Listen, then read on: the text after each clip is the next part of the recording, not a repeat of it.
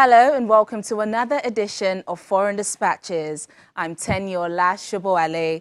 On the program this week, we'll take a look at how Ukrainian forces have defended the capital Kyiv and life for Ukrainian citizens underground as they seek shelter in metro stations.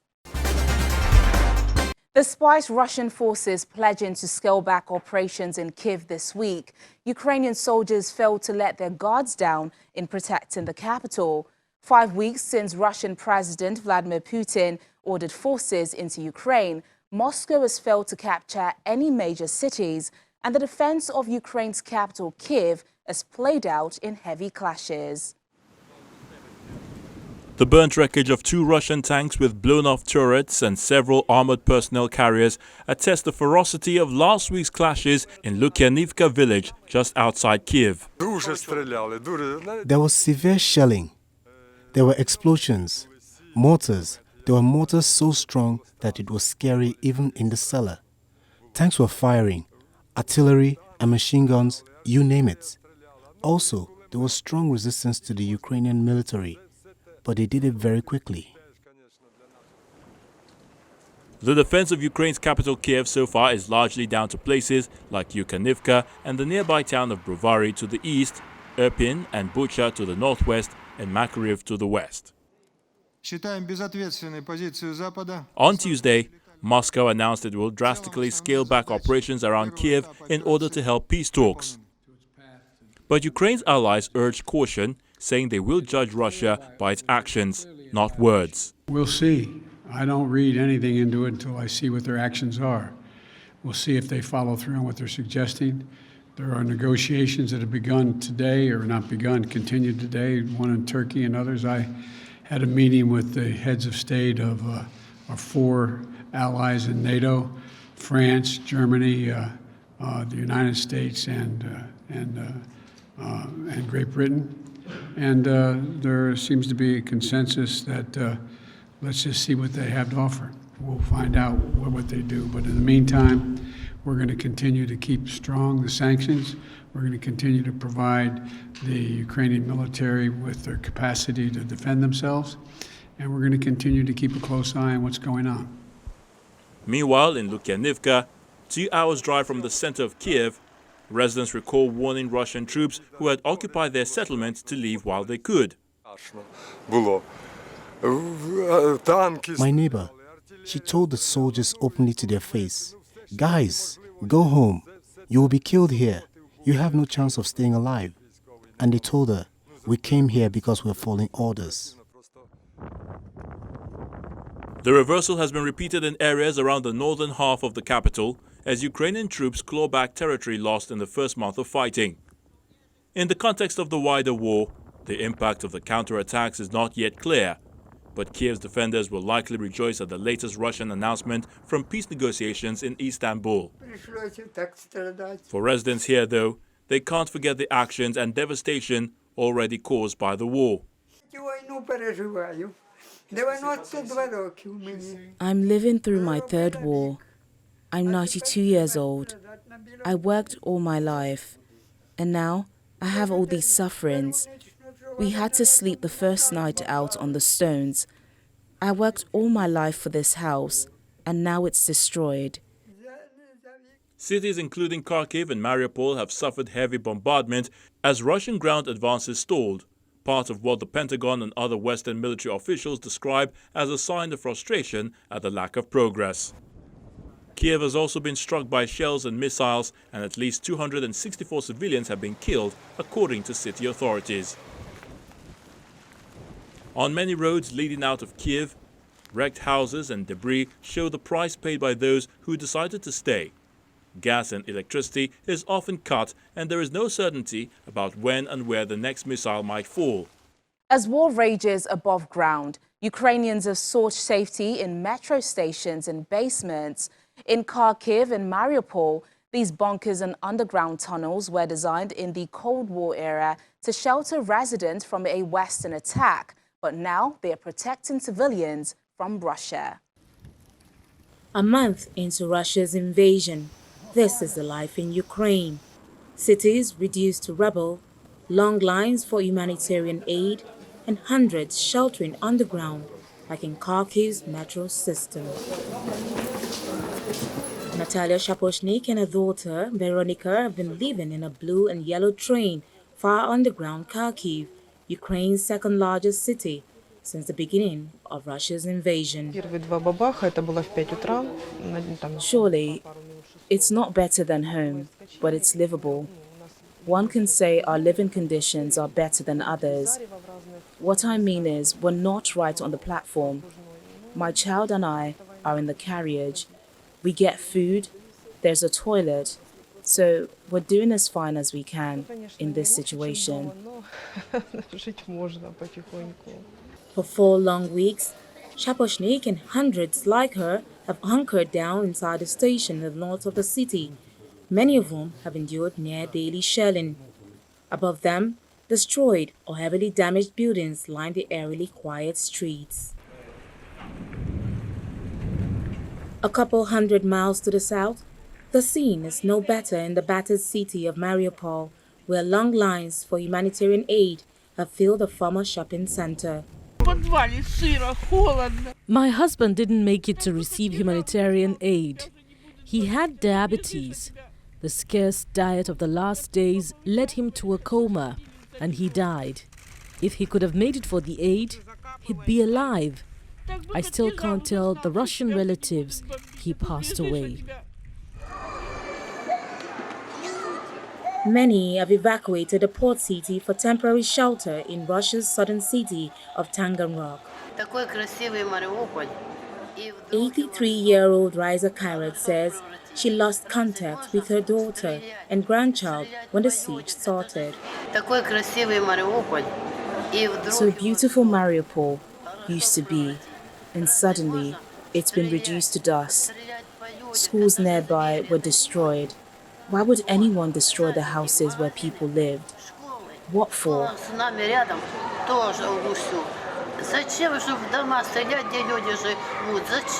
Russia continues to deny targeting civilians and calls its invasion a special military operation. More than a month after Russia invaded, over 3.8 million civilians have fled to neighboring countries. A Russian hotel owner in Serbia is providing shelter to people fleeing the conflict after he himself left his home country over the annexation of Crimea in 2014. Russian hotel owner Mikhail Golubtsov says it was partly shame that prompted him to turn his cozy country inn, nestled in the hills of central Serbia, into a refuge for Ukrainians fleeing Russia's invasion. At first, after the invasion started, I was in shock and I was so ashamed. For some time, I could not speak Russian. But when guests arrived and they spoke Russian to me, I spoke Russian as well. I think the only thing I can do now is to help Ukrainians somehow. Many Ukrainian families have been torn apart, with most men aged 18 to 60 banned from leaving Ukraine, as they may be called to fight in a war that, since its start 1 month ago, has killed thousands of civilians. Ukrainian English teacher and mother of 3, Olga Manar, is one of the so far 34 refugees who have found safe haven at the hotel, having entered Serbia via Romania. So we crossed the border in Romania, and I don't know how this magic works. You cross the border, it's the same planet, but crossing the border you feel safe, and it's mad feeling, It's the same, same air, same ground. You look around, but you cross the border and you feel safe. But you feel so sorry about those who haven't crossed the border. That was very painful. The men cannot, cross the border, so they would drive, and then... Manar traveled with her friend Anna, a Russian married to a Ukrainian who had been living in Kyiv for the past 15 years. Anna, whose 2 children are also with her, says she felt nothing when she arrived. You just know that something is frozen inside you. In your mind, you understand that everything around you is very beautiful and very quiet, but you do not feel beauty, nothing.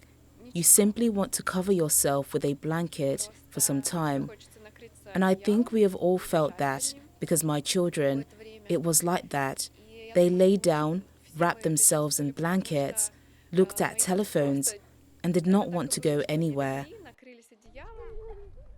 The United Nations says 3.8 million Ukrainians have fled since the war began, most of them to Poland and Romania. Only around 2,500 have come to Serbia so far, mostly as a stopover on their journey to Western Europe. Hotel owner Golubtsov, who left Russia in 2014 over what he called Moscow's unacceptable annexation of Crimea, says Ukrainian refugees can stay at his serene spot for as long as they need, free of charge. Meanwhile, many Ukrainian refugees are facing a dilemma whether to look for jobs and stay longer term or risk returning to their homeland and the conflict to be reunited with family that stayed behind. For some, it comes down to a simple decision of the heart. Yulia Kuzik is a 30-year-old mother from Kyiv in western Ukraine. When Russia invaded, she fled to Poland with her children. Now, over a month later, she's waiting for a bus to take her back to her husband, parents and friends who stayed behind in Ukraine. I'm going back home. I'm going back because my husband stayed there. He's in the army. I'm grateful for the help Poland provided, but the pressure to build a new life in a place where I have no friends or family, it's just too much. My mum, my father, our parents and our extended family stayed there. The kindergarten, work, everything, all our life is there. We have to go back home. Since Russia invaded Ukraine, the fighting has displaced more than 10 million people and forced nearly 4 million to flee abroad, in Europe's biggest refugee crisis since the end of the World War II, according to the UN Refugee Agency. More than half arrived in the EU via Poland. Most of the others entered through Hungary, Slovakia and Romania. While governments and volunteers have worked hard to accommodate them, Ukrainians say many of the best housing facilities and jobs were taken by the first refugees to arrive. It's very difficult. We want to live in our country, in a free country. We want Russia to retreat its army and give us a break. Governments have provided financial assistance, housing and other measures to help refugees, but officials have warned that absorbing the new arrivals is straining their capacities. Volunteers working at the train and bus stations in Warsaw said they estimated up to 20% of Ukrainians coming through were returning home, some to western and southern Ukraine, where the fighting is less intense. Their families stayed in Ukraine, and they are here, so they are separated. That's why they want to go back. These refugees had a lot of difficulty coming to us, but many miss home. It's not the same being in a different country. Although she misses her family, this 47-year-old Ukrainian woman says it's more than that. She's heading back home to rebuild. In the city of Mariupol, for some elderly Ukrainians, the thought of dying somewhere other than their homeland is more unsettling than the fear of Russian tanks. I've lived here since my birth, my husband as well. We got married here and had babies. What now? What's left for us? I don't want to go anywhere from Mariupol, but there's nowhere to live here. My house is destroyed. The United Nations Human Rights Office says at least 2,000 civilians have been killed so far since Russia began its attack in Ukraine. The UN says the true casualty figures are expected to be considerably higher, with reports delayed in some regions where intense hostilities are going on, while many reports still require corroboration. Aid agencies have managed to help up to 900,000 people in Ukraine so far, but officials say there must be guaranteed safe passage by the warring parties to be able to do more. Across Ukraine, the United Nations and our partners have managed to reach up to 900,000 vulnerable people with life-saving aid since the 24th of February. That's good, but it's still far from enough. We continue to scale up and position our relief operation, but we must be guaranteed safe passage by parties to the fighting, as we cannot deliver aid when shelling continues and roads are mined. We count on the continued cooperation of all parties to protect civilians and humanitarian supplies and personnel. Nearly 4 million have fled the country since the war began. When Foreign Dispatches returns after the break, concert brings brief respite to Kyiv residents seeking shelter on the ground. More in a moment. Please stay with us. Thanks for staying with us on the program. African students who have managed to flee the Ukrainian conflict are left wondering what next as the war has upended their education. Having been able to run away, their main concern now is how to salvage the degrees they sacrificed so much to start. South African students in Kateko Muyuwane and 6 fellow African students hid in the subway while Russian shells pounded Kyiv before being able to flee on a train to Budapest, a train they nearly failed to board. As the war continued to rage, the Zambian government ordered an evacuation of almost 100 students after many were stranded in Ukraine. Muyuwane and his 6 classmates who were part of this group are now concerned about the future of their education. The 24-year-old was studying medicine with a year to go before graduating. Now he says there is no university left. There is no university in Ukraine. It's literally smithereens. It's been bombed down and, turned into rubbles. So, yeah, we're basically sitting ducks. Muyuwane is among tens of thousands of African students whose studies were pended by Russia's war on its neighbor, many of whom were drawn to Ukraine's world-class educational facilities available at a fraction of the cost of Western universities. He and the 6 other African classmates endured days of bombardment before fleeing to Pivdenyin Vokdel station. There they said they had to fight to get on a train, including against a passenger who beat one of them to try to prevent her from boarding. Compared with that horror, finding himself in new school seems less daunting. Even if we do continue online, medicine is practical, you need to be physically there with the patient and, yeah. So I feel like we are disrupted in that sense, and the sooner we do get integrated into a system, if it's possible, then we can do something. Like many parents, Muyuwane's parents, whose father is a medical doctor, wanted to see their child's dream come true and had to save money to put him through Ukraine's Kyiv National Medical University. I sacrifice a lot, I must make a plan, to continue my studies. Medicine is my dream. I remember as a small black child, growing up and watching my dad go to work. He's a medical doctor, that inspired me, to want to help people, to do better, So I really do want to do it for other people too. Having gone through the hardships of war, it makes it more of a purpose to fulfill my dream, yeah. At a house in Ghana's capital, 23-year-old medical student Mame Akusa Ado stood over 2 small duffel bags containing the few things she'd managed to bring back with her to Accra and wondered whether she would be able to go back after the war. Ado was just 3 months shy of her graduation when she was forced to flee Ternopil, Western Ukraine.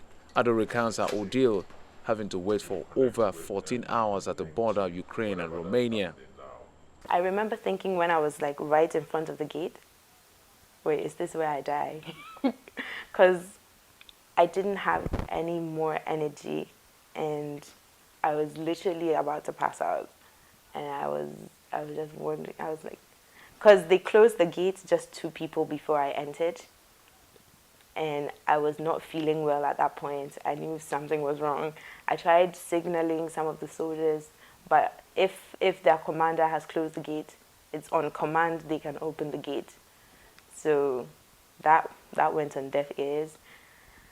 And I was just standing there and I couldn't do anything. So I just closed my eyes and I was just in the air. I was basically standing because of how compact we were. To the people in front of me, behind me, they were keeping me standing at that point.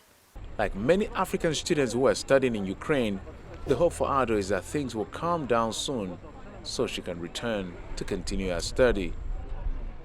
As the war impacts global food and fuel prices, citizens in Tunisia are left with empty supermarket shelves and bread queues amid a deepening political and financial crisis impacting the country.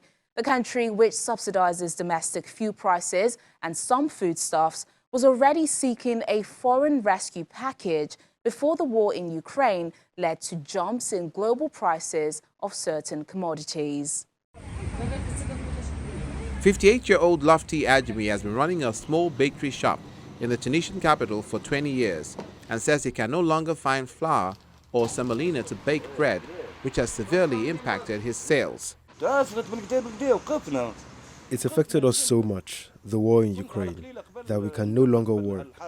Before this war, I could secure semolina every day in the range of 50 or 60 kilograms and make bread.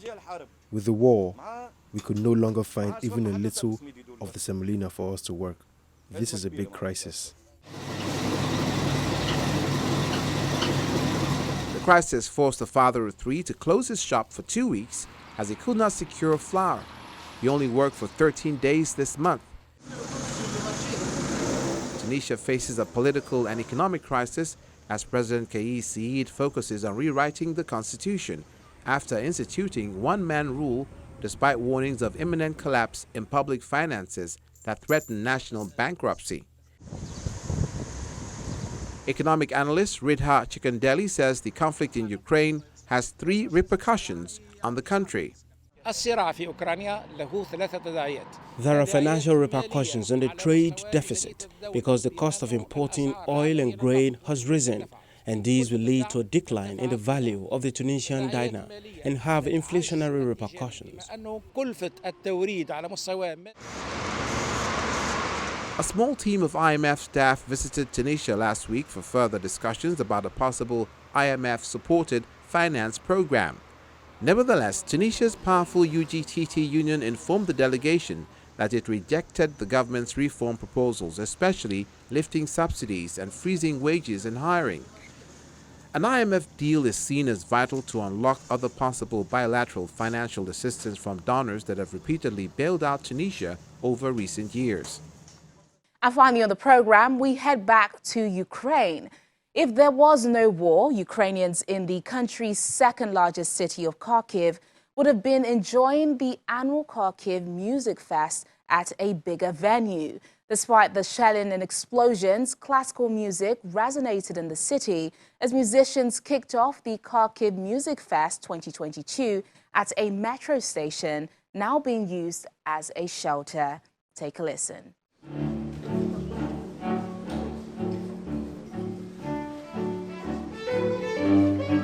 Russian bombs fall daily on Kyiv since the invasion of Ukraine, but time stood still briefly as a group of Ukrainian musicians moved listeners with a classical concert for half an hour in one of the largest subway stations in Ukraine's second city, close to the Russian border.